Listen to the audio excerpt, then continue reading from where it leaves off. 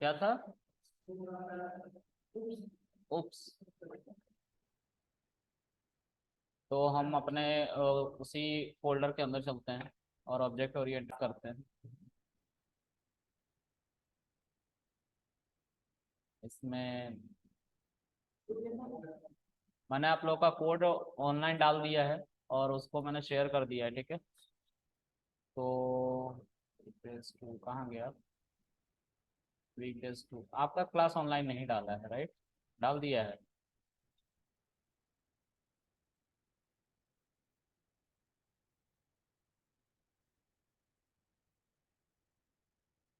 डाल दिया है, ठीक है।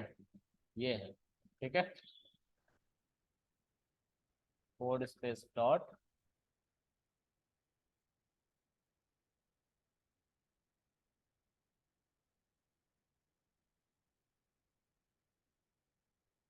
ऑब्जेक्ट ओरिएंटेड प्रोग्रामिंग को हम पढ़ रहे थे, है ना? ओके।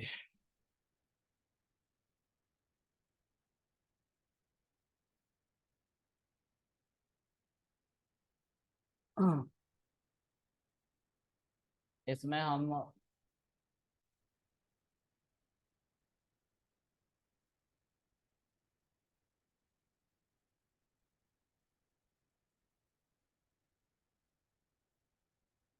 गिटहब के बारे में, सॉरी गिटहब कह रहा हूँ, ऑब्जेक्ट ओरिएंटेड प्रोग्रामिंग के बारे में देखते हैं। हमने लास्ट क्लास में जो नोट्स बनाया था उसको हम पढ़ेंगे। इसके अंदर बहुत सारी चीज़ें हमने लिख रखी थी जो ऑब्जेक्ट ओरिएंटेड प्रोग्रामिंग के अंदर पढ़नी है। हमने अभी तक इसको पढ़ा है और हम ब्लूप्रिंट बनाना सीख रहे थे, ठीक है। तो मैंने कल एक कहानी सुनाई थी इसके ऊपर, है ना? क्लास और ब्लूप्रिंट के बारे में कहानी एक सुनाई थी कि अगर आपको एक ऐसा क्लास दे दिया जाए बनाने को, ठीक है। तो यहाँ पे आपको उस क्लास के अंदर कुछ बातें लिखनी होती हैं, है ना? अच्छा, अब इसमें हम इस ब्लूप्रिंट जो ए है इसको हम समझते हैं ठीक से और थोड़ा डेप्थ में जाके। यहाँ पे जो ये पोर्शन है ना जिसमें ये वेरिएबल्स लिखे हुए हैं, इसको हम कहते हैं इंस्टेंस वेरिएबल। क्या कहते हैं?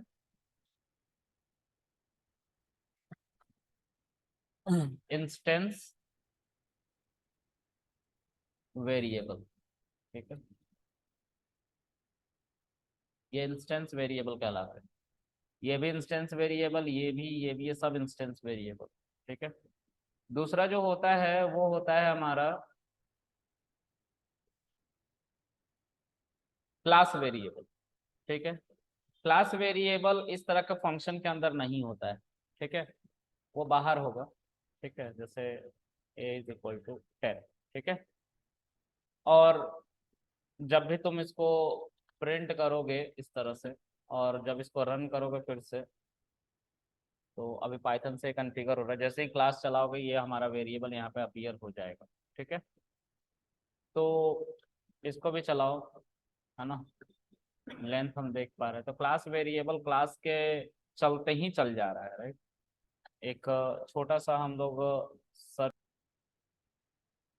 तो दो तरह के हमारे वेरिएबल्स होते हैं ऑब्जेक्ट ओरिएंटेड प्रोग्रामिंग के अंदर। एक होता है इंस्टेंस वेरिएबल। तो ये जितने तुमने देख रखे हैं ये सब क्या है? इंस्टेंस, इंस्टेंस वेरिएबल, ठीक है। ये सब हमारे इंस्टेंस वेरिएबल, ठीक है। अच्छा, फिर एक होता है class variable. This is called class, class variable, ठीक है। क्लास वेरिएबल को अगर तुम ऐसे ही प्रिंट करो तो आ रहा आउटपुट प्लस, अगर आप कोई फंक्शन बनाते हो आगे चल के। अच्छा, एक और चीज जानना है इससे पहले, ये क्लास वेरिएबल है, ठीक है। इतना अभी समझ में रखो, ठीक है। यहाँ पे ये जो आपको दिख रहा है ना ये वाला, यही है कंस्ट्रक्टर। क्या है? कंस्ट्रक्टर, ठीक है। तो जो मैं कंस्ट्रक्टर कंस्ट्रक्टर करा करता था ना, तो जैसे मैं a = इंट पैरेंथेसिस लिखता था ना, तो इंट नाम की क्लास थी, लेकिन उसके अंदर जो कंस्ट्रक्टर था वो ये था। समझ में आ रही बात? कंस्ट्रक्टर यहाँ पे ऐसे ही बनता है पाइथन में, ठीक है, समझ में आ रहा है? तो कंस्ट्रक्टर यही है, जब हम इस क्लास का ऑब्जेक्ट बनाते हैं ना, तो ये कंस्ट्रक्टर बाय डिफॉल्ट चलता है। वो हर मेथड जिसके आगे अंडरस्कोर अंडरस्कोर पैरेंथेसिस लगा हो और लास्ट में अंडरस्कोर अंडरस्कोर पैरेंथेसिस लगा हो, वो हमारा जो मेथड होता है वो मैजिक मेथड होता है, और वो बाय डिफॉल्ट चलता है। उस पे हमारा कोई रोकथाम नहीं है, हम उसे नहीं रोक सकते, कंट्रोल कर सकते। ठीक है, तो वो चलेगा ही चलेगा, वो रुकता नहीं है।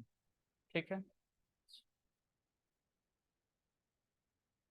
थोड़ा सा इसको और एक्सप्लोर करते हैं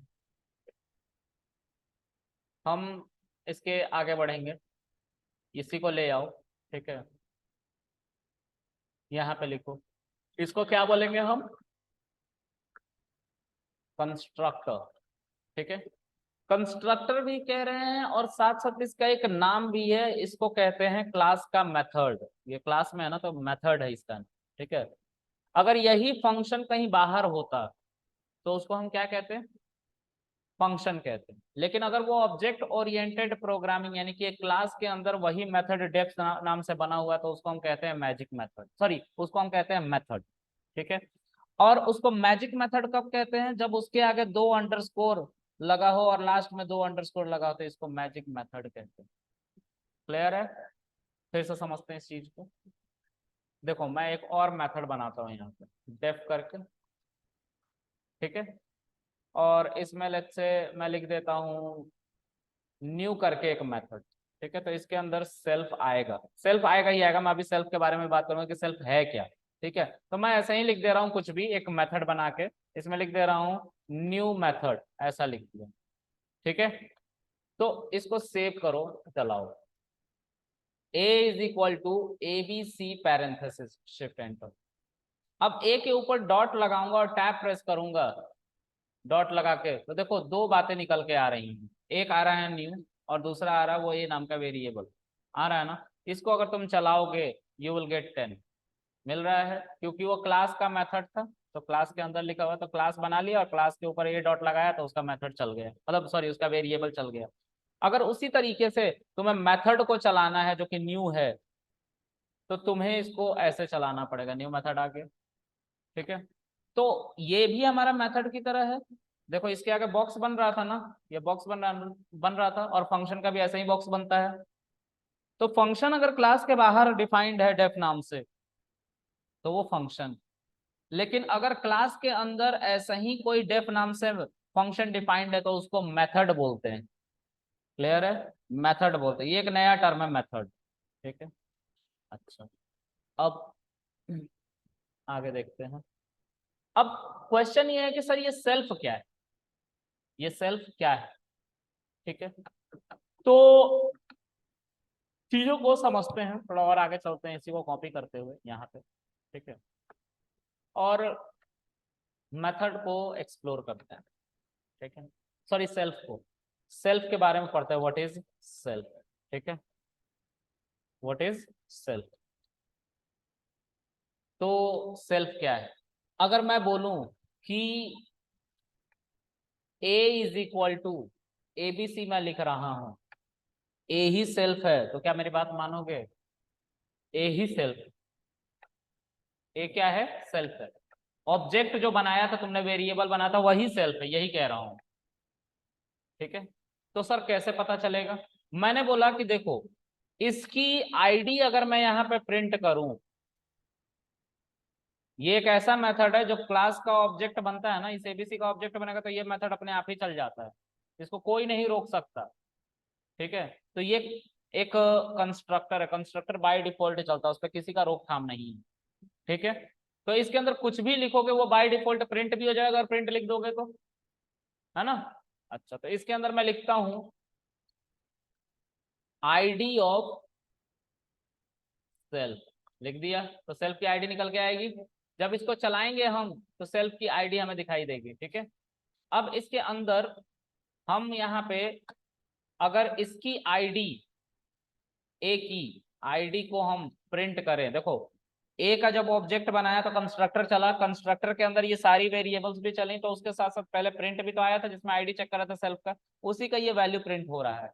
ठीक है, और अब हम चाहते हैं ए का भी आईडी हम प्रिंट कर ले, तो सेम आएगा अगर, तो हम बोलेंगे ना ए ही था जो सेल्फ था क्लास के अंदर। देखो दोनों की आईडी सेम है ना, तो जो सेल्फ है वो ए ही है। अच्छा अब तुम बोलोगे सर अगर ऐसा है तो क्या हम सेल्फ की जगह पे ए को पास कर सकते हैं? मैंने बोला हाँ करो। देखो क्लास के अंदर न्यू नाम का एक मेथड था ना, पैरेंथेसिस, ठीक है। ये किसके अंदर है? एबीसी नाम के क्लास के अंदर है ना, एबीसी नाम के क्लास के अंदर न्यू नाम का मेथड, तो हमने चलाया। इसके अंदर अगर मैं ए को पास करूं यानी कि सेल्फ को पास कर दिया और चलाऊंगा, तो देखो न्यू मेथड आ रहा है। इस तरह से भी मेथड कॉल, सॉरी, इस तरह से भी क्लास कॉल किया जाता है, क्लास के मेथड को कॉल किया जाता है, लेकिन ये अप्रोच बहुत वाहियात, खराब। क्लियर है? फिर से समझो। ऑब्जेक्ट ओरिएंटेड प्रोग्रामिंग में जो तुम्हारा वेरिएबल होता है जिसको तुम अपना क्लास असाइन करते हो, ठीक है, उसको ऑब्जेक्ट कहते हैं, और वही ऑब्जेक्ट सेल्फ का काम करता है क्लास के अंदर, ठीक है। अच्छा, इस तरह से हम ऑब्जेक्ट बनाते हैं और ए डॉट न्यू करके चलाते हैं, पैरेंथेसिस लगाते हैं, तो हमारा वो मेथड चलता है, न्यू मेथड लिखेगा। और दूसरा तरीका क्या है, क्लास का पूरा नाम लिखो। क्लास का नाम क्या था? एबीसी, है ना। एबीसी, जो ए है वो किसके बदले में आया है? इसके बदले में आया है ना, तो इस एबीसी को यहाँ पे लिख दो और डॉट न्यू पैरेंथेसिस, अब उस ए को इसके अंदर लिखना होता है, क्योंकि वो सेल्फ को ही रिप्लेस कर रहा है। वो जो आर्गुमेंट पड़ा हुआ है सेल्फ, उसके बदले में ही हमारा वेरिएबल आता है, यानी कि ऑब्जेक्ट। क्लियर है? एक समझ में आ रहा है तुम लोगों को? ऑनलाइन समझ में आ रहा है गाइस तुम लोगों को?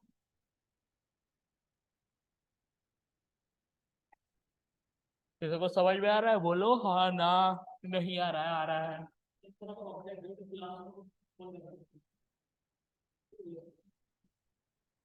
पता नहीं, किसी को नहीं समझ में आ रहा ऑनलाइन।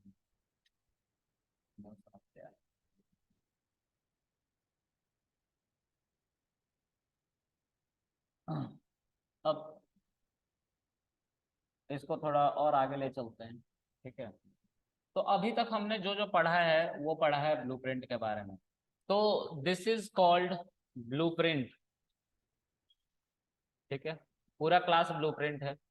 उस क्लास के अंदर ये जो मैजिक मेथड है, जो underscore underscore init underscore underscore parenthesis से स्टार्ट हो रहा है, वो हमारा कंस्ट्रक्टर है, ठीक है।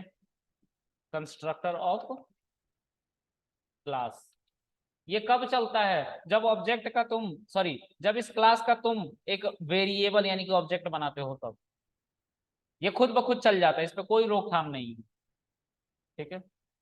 और इसके अंदर की जितनी भी वैल्यूज होंगी वो बाय डिफॉल्ट मेमोरी में आ जाते हैं। इसीलिए तो जब तुम कभी इस क्लास को चला रहे थे, ठीक है, इस क्लास को चला रहे थे, एक वेरिएबल को डाल के, मान लेते हैं 20 बार चलाया, ठीक है, और इसमें तुमने एबीसी लिख दिया, तो जब तुम ये चला रहे थे तो देखो कंस्ट्रक्टर चल रहा था ना बाय डिफॉल्ट, और उसकी आईडी आ रही थी ना, उसी आईडी को तो प्रिंट किया गया। अब समझने के लिए थोड़ा और इसके अंदर कुछ बातें लिख दो जिससे तुम्हें क्लियर हो जाए, तो तुम इसके अंदर कुछ बातें लिखो। न्यू क्लास, ठीक है, और कॉलन और कॉमा, ठीक है। देखो न्यू क्लास करके आ रहा है अब लिखा हुआ, तो कंस्ट्रक्टर बाय डिफॉल्ट चल रहा है। अब इसको और अच्छे से समझें अगर, तो सर बी के ऊपर जब डॉट लगाते हैं हम, तो देखो कंट्रोल स्पेस बार को प्रेस करेंगे तो इसके अंदर का मेथड यानी कि ये जो मैजिक मेथड, सॉरी, ये जो हमारे वेरिएबल्स है वो आ जाते हैं। तो ताज,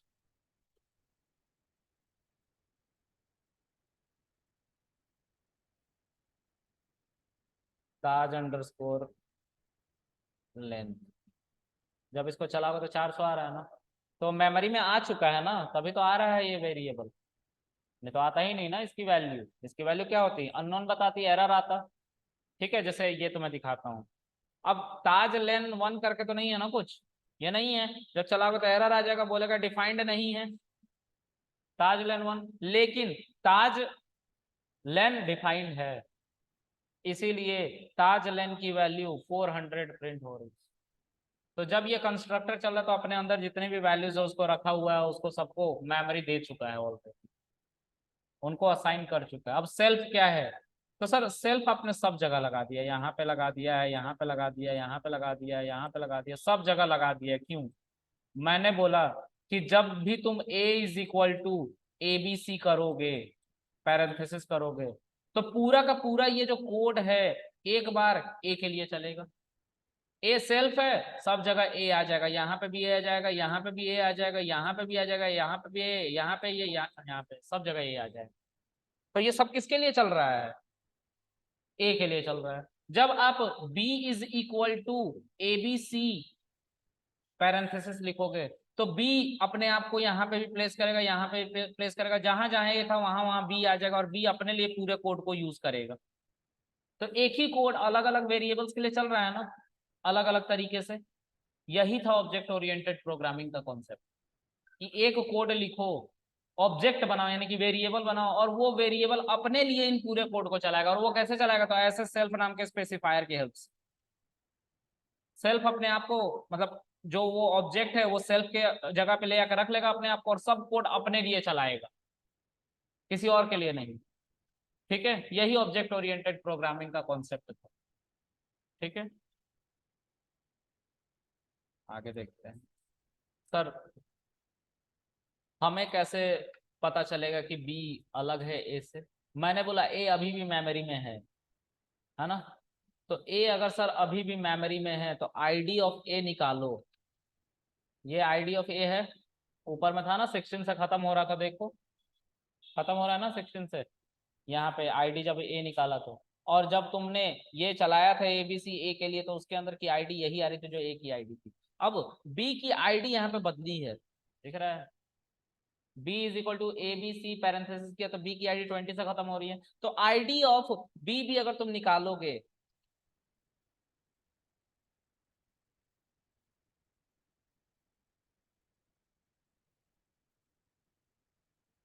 तो तुम्हें वही आईडी मिलेगी जो तुमने ऑलरेडी क्लास चला था। तो ये आईडी बदल जा रही है, मतलब एक ही कोड दो अलग अलग जगह पे स्टोर किया जा रहा है, दो अलग तरीके से चलने के लिए।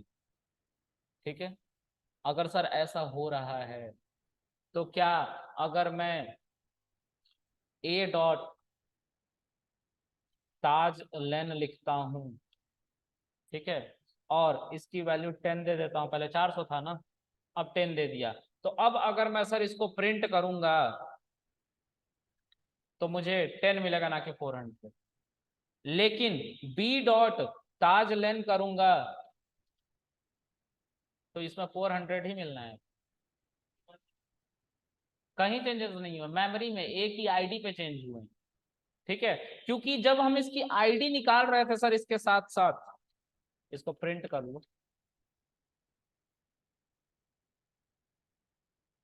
और इसकी आईडी को भी प्रिंट कर लो, आईडी ऑफ ए डॉट ताज लेन।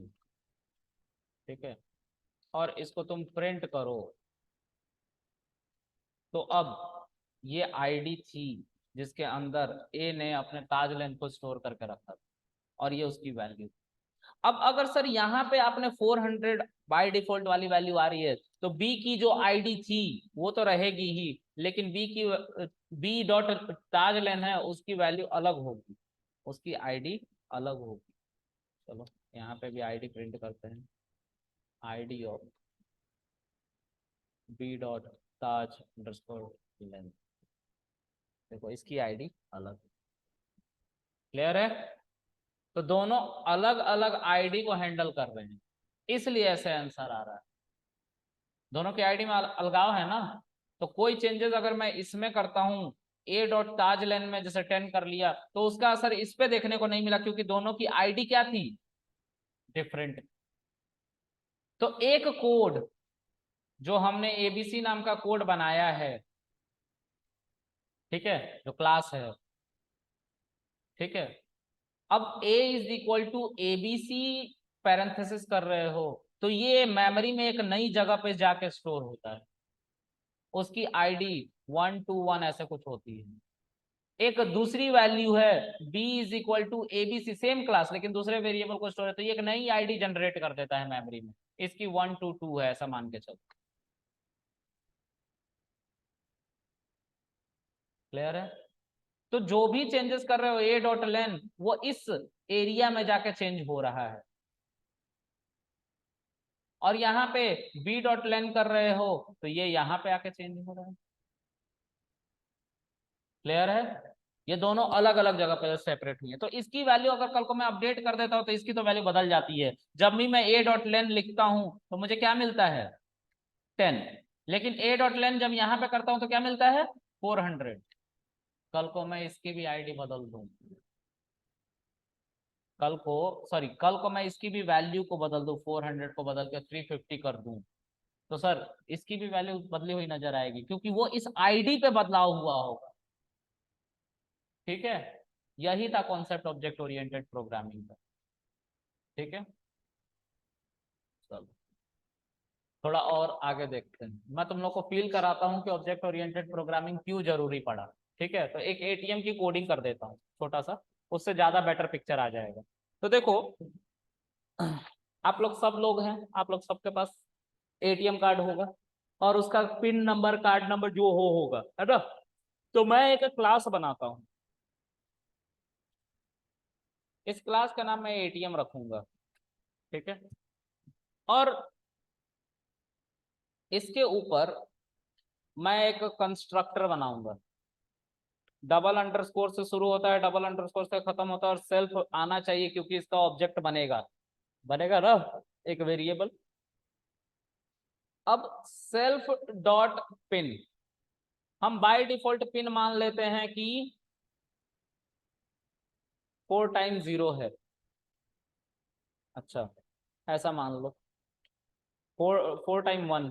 ठीक है, और बैलेंस मान लेते हैं बाय डिफॉल्ट, क्योंकि मिनिमम बैलेंस मान लेते हैं कि 1000 होगा, है ना? उसी से बैंक बैलेंस खुलता है हमारा, 1000। ठीक है, अब यहाँ पे मैं बस इतने को ही चलाना चाहता हूँ। कृष्णा के पास एटीएम है, कृष्णा के पास एटीएम है, कृष्णा का जो नाम है वो कृष्णा ही है। ठीक है, और वो एटीएम उसके पास भी है, तो बन गया कृष्णा का एक ऑब्जेक्ट एटीएम क्लास के। अब कृष्णा की जो आईडी है यानी कि पिन है, वो बाय डिफॉल्ट 4 टाइम 1 आएगा, लेकिन कृष्णा की आईडी ये है नहीं, कृष्णा इस आईडी को बदल देगा, बदल के क्या कर देगा? 987। अब कृष्णा की आईडी क्या हो जाएगी? 987। ठीक है, अच्छा, इसको हटा लेते थोड़ी देर के। तुम्हारा क्या नाम है? आशीष के पास भी एक एटीएम कार्ड है। ठीक है, आशीष का भी ऑब्जेक्ट बनाता हूं एटीएम नाम से, पैरेंथेसिस, और आशीष भी जो है वो पिन को बदलना चाहता है। बताओ पिन कुछ बताओ अपना, जिसको याद रखना अभी। 3131। ठीक है, तुम्हारा नाम क्या है? अनुराग। ठीक है, और इसमें भी एटीएम लिख दिया हमने, और अनुराग जो है उसने भी अपना पिन बताया, बताओ। 4261। ठीक है, अब सबका अब हम पिन चेक करते हैं, अलग अलग आ रहा है कि नहीं। एक ही कोड लिखा है लेकिन उसको 3 अलग अलग वेरिएबल को दिया, 3 अलग अलग हमारे इंस्टेंस आ गए हैं। ठीक है, तो अब कृष्णा का पिन चेक करते हैं। कृष्णा का जो पिन था वो 987 था, आता है कि नहीं? आ रहा है। अच्छा, अनुराग का जो था, अनुराग का पिन क्या था? 4261।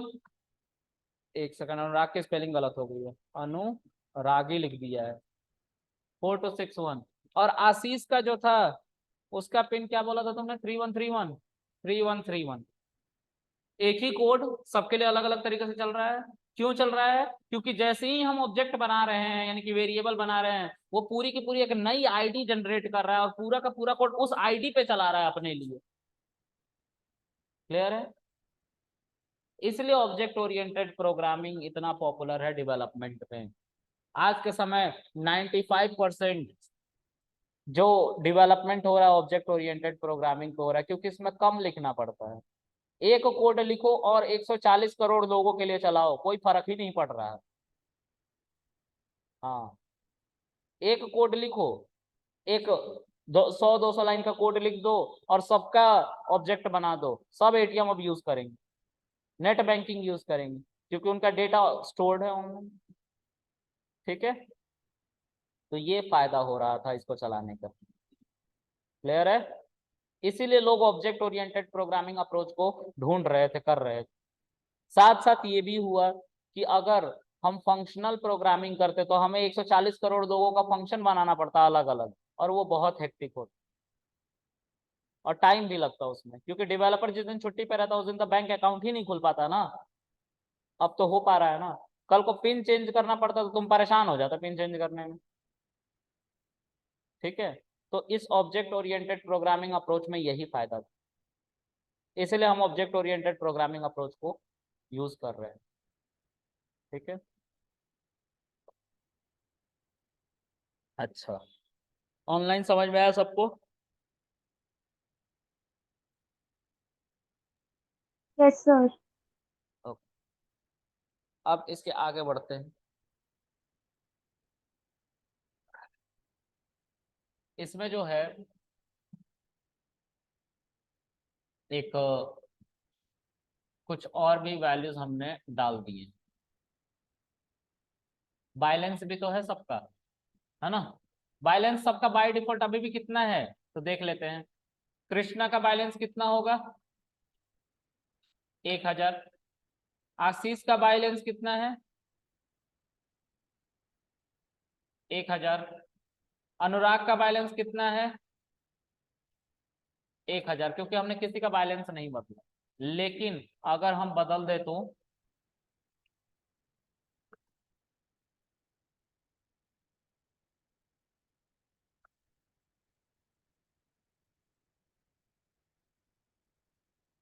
ठीक है, सबका बैलेंस बदल दिया हमने। तो अब अगर मैं कृष्णा डॉट बैलेंस लिखूं तो कृष्णा का बैलेंस ये था। अनुराग का जो बैलेंस था वो अलग था, और आशीष का जो बैलेंस था वो अलग था। सबका बैलेंस अलग, तो एक ही कोड सबके लिए अलग अलग तरीके से चल रहा है। ठीक है, हमें अलग अलग कोडिंग नहीं करनी पड़ रही। ठीक है, तो ऑब्जेक्ट ओरिएंटेड प्रोग्रामिंग इसी को कहते हैं। ये एक बोल्ड सी बात हो गई है ना, इसमें बहुत सारी चीजें हैं, है ना? अच्छा, तो आगे बढ़ते हैं।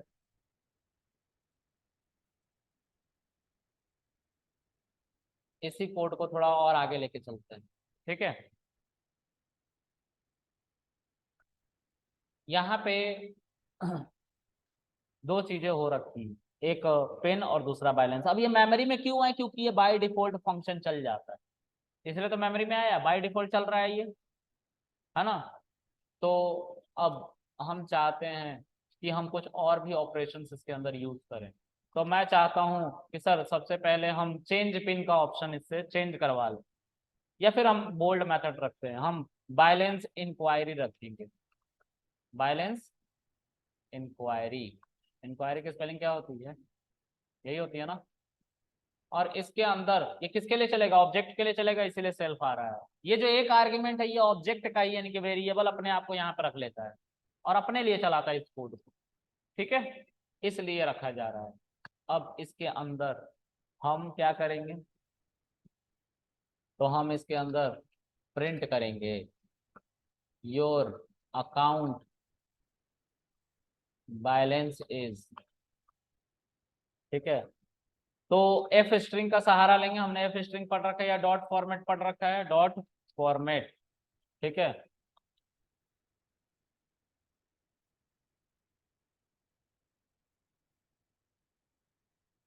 बहुत टाइम ले रहा है ये खुलने में, पता नहीं। डॉट फॉर्मेट के अंदर हम सेल्फ डॉट बैलेंस को रखेंगे। ठीक है, क्योंकि हम इसके अंदर सेल्फ डॉट बैलेंस की वैल्यू को लाना चाहते हैं। अब इसको रन कर लो। अब मान लो कृष्णा फिर से इस क्लास का ऑब्जेक्ट बना। ठीक है, और एटीएम इसमें चला। अब कृष्णा का जो बैलेंस है वो बैलेंस इंक्वायरी से पता चलेगा,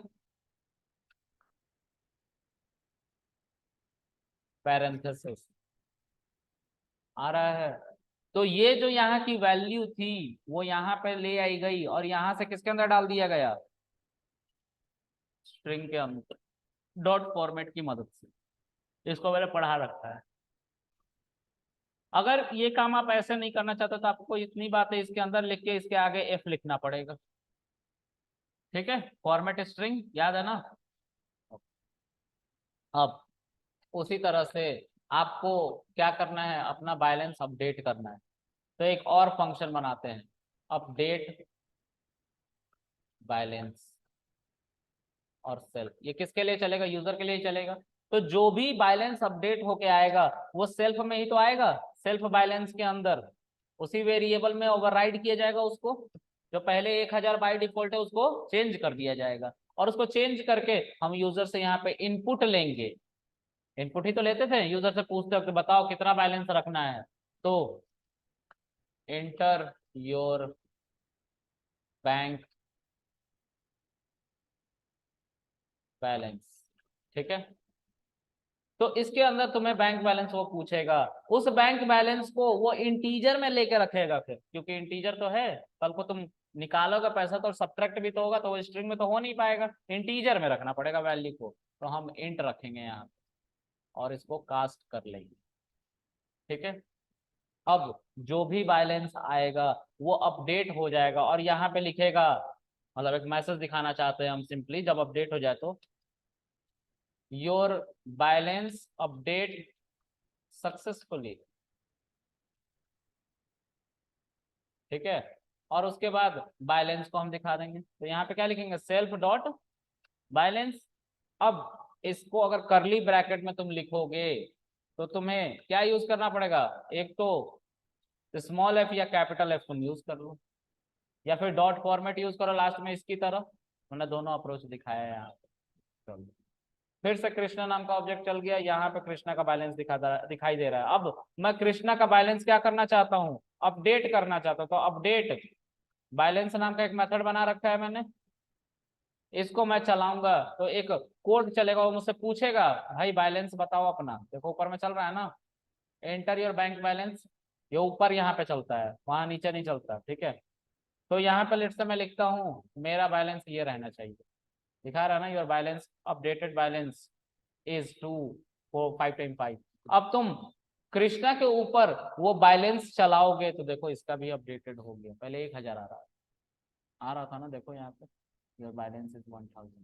एक और फंक्शन बना रखा है इसी के अंदर, मेथड सॉरी बैलेंस इंक्वायरी का, उससे भी तुम पूछोगे तो वो भी सेम आंसर करेगा। कर रहा है ना, तो अपडेट हो गया ना कोड में, ओवरराइड हो गई वैल्यू। समझ में आ रही है। तो यही था ऑब्जेक्ट ओरिएंटेड प्रोग्रामिंग का अप्रोच।